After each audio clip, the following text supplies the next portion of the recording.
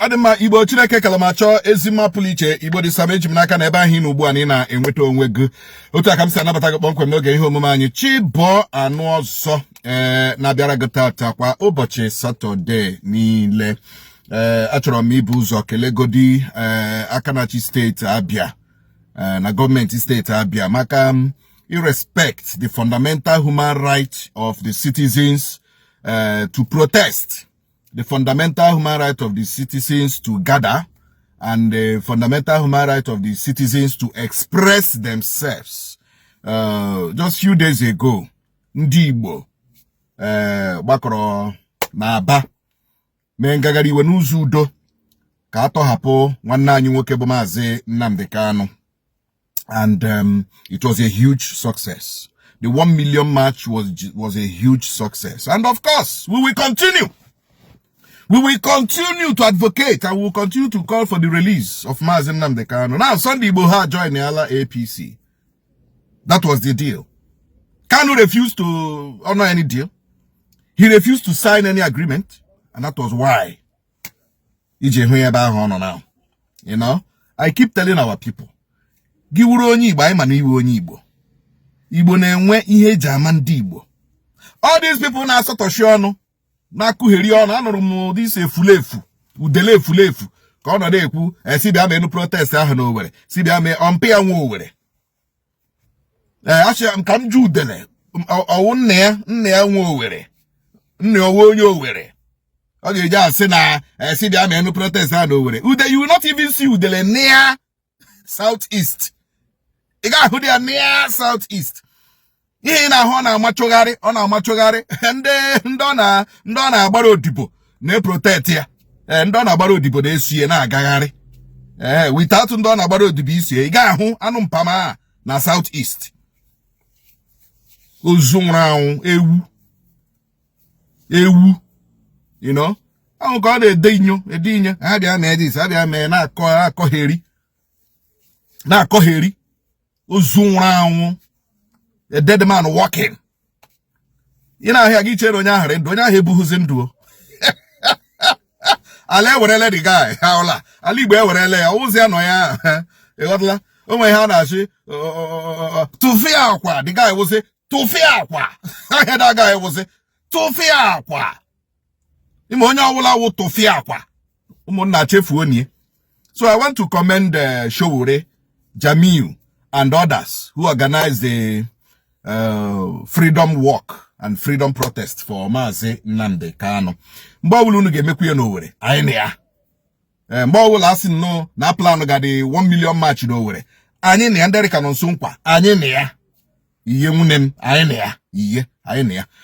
Then, the issue of ndị Yoruba na-ebugehu city men and city ladies ilishi, na-ebugehu fix Nigeria. Tinubu is relaxing. Or relaxing Tinubu, Nigeria is fixing. You know? Gila ya gehu na ndi Yoruba na ndu ugwe buge ya nishi, ndi buye nishi undibo. And Obi Kubana see he wants to lecture us, educate us. Obi Kubana see he wants to educate us. So that we will, kandibo manapon kwemkesha akukwe politics. Then we should connect to the center. We should connect to the center. Which center can I connect? Or the center where electricity that is now using solar. The center in our connect. Because so at least akunye na inoku, oku anye nwo, akunye anye noku, anya achake, akunye anye noku, anya amuke. Onye kwere anye nkwa oku na use this solar. How many people can afford solar in Nigeria? How many people can afford solar? Here we ba chore kwe gani. Millions of Nigerians are in poverty. Oye ba chore kwe gani. Many people are dying daily because of bad governance and because of bad policies of this government. Here we center. Kubana chori ikwa baga muna galabo. Ka connect you to the center. Here we have Abuja. Haga Abuja. Has he tell your people to support so that they will be connected to the center. As in there here how kwano ha zoro the idea. Yana agwamuna gana abuka connect a quick center. Center walk. Sam Mbakwe was not at the center when he was governor of Imo, Abia, and some parts of Ebonyi. Yet he performed wonderfully. Sam Mbakwe was never at the center. Nyana Shehu Shagari, Awu Hugini, Awu Nano at the same party. Sam Mbakwe, our former governor, 1979 to 1983, now on a center. Yet he was performing. He performed the best so far. And onye da agwadi mu na gela to connect. Which center can I connect? Center muna ko center rendo. What kind of rubbish center are you telling us to connect? You want to sell the idea? Now sell the idea now. Package your own way now. Focus on yourself and your family. All your family won't go through the center. Or when you have a sign at the center. As far as anyone is concerned, whether you like it or not, whether you want to claim emotional or whatever, politics is emotional. That is why they are tribalistic in this country. That is why they are ethnocentric in this country. Politics in Nigeria, it is emotional, 100%. That is why when you say buy your position, when you Yoruba buy your position, it is emotional, tribalistic emotion, ethnocentric emotion. How we heard that go that. So don't tell us that I ain't too emotional. I ain't highly emotional. Emotional work there. Emotional work there. Buhari wasn't emotional. Yeah, we don't do money and the Fulani and Hausa near every position. Watching at this country. Onye Kechigana Utunumbu or what is emotional? We don't position ile new money and the Yoruba. So emotional work there. Yes, we are emotional. And yes, we will support our own. No na we ala. Here be bukunu. Egunu na we egu akwa moto ni na asoro moto ni na mhore the city ladies ko city men. Owu ndi Igbo soro ya. Tony na anụrụ m na this guy na-aga nwa Tinubu na-aga ọkwa unu sponsor gị ya ego mpi ọbara ya ego nya na onwe ya ọbara ya they have billions ha park ya they have millions ha park ya na-use ego unu si na unu chọrọ ndị ga-protect business unu ewerekwa ego business unu na-ezuzu unu ewere ego business unu na-agbara banko were ego business ya yari ihe nnụchụ ga mụ amahụ unu emefuole 500 to 1 billion naira or close to 1.5 billion. No mega here, ladies, women, and city women, and ladies' wife, and fixing Nigeria, and Nigeria is fixing you. Name for a goon. And a riunu. And a chop unu. I know one person who be the director of that city man. The guy, before I went here, in the KT now. The guy spent money.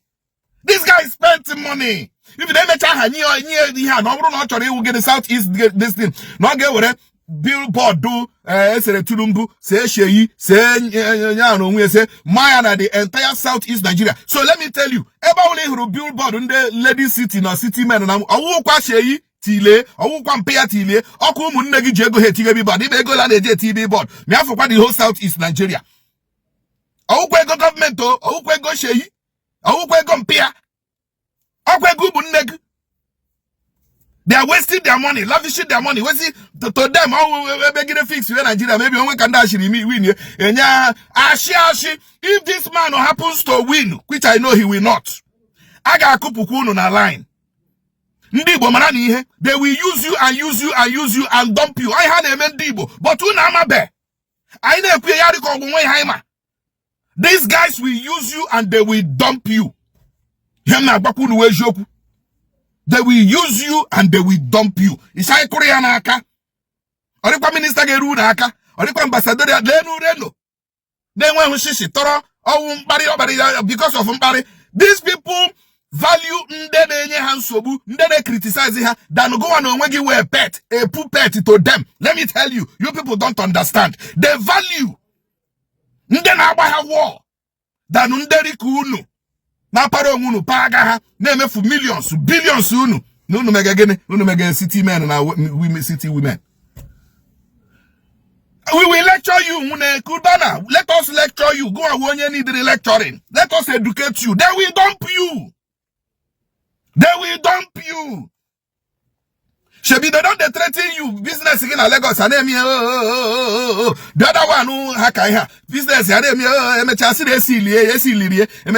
you want to protect your business and they will still seal your business in Lagos. If you don't win man when win in fact I could demolish